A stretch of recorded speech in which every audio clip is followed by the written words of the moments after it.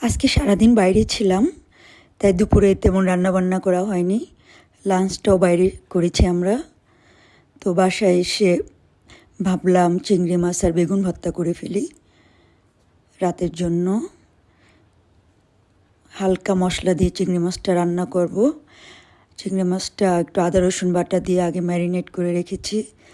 দেন তেল দিয়ে চিংড়ি মাছটা দিয়ে দিলাম। তারপর বেশ অনেকখানি পেঁয়াজ দিয়ে তেলের উপর চিংড়ি মাছটা রান্না করব। অল্প হালকা তাপে পেঁয়াজটা একদম নরম হবে।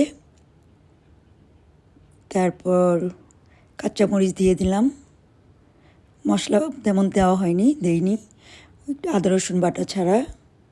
যারা কম মশলা দিয়ে খান তাদের জন্য এটা খুবই মজাদার একটা খাবার। কম মশলা যারা খান তারা এটা ট্রাই করে দেখতে পারেন, আশা করি মজাই লাগবে। করলাম বেগুন ভর্তা। বেগুনটাকে চাকচাক করে কেটে একটু হলুদ মরিচ আর লবণ মাখিয়ে ঢেকে ভেজে নিলাম। অনেকে আস্ত বেগুন পুড়ে তারপর ভর্তা বানায়, কিন্তু আমার অতটা সময় ছিল না, তাই আমি বেগুনটাকে ভেজেই নিলাম। তার পুড়ে ভর্তা বানালে অবশ্য বেশি টেস্ট হয়।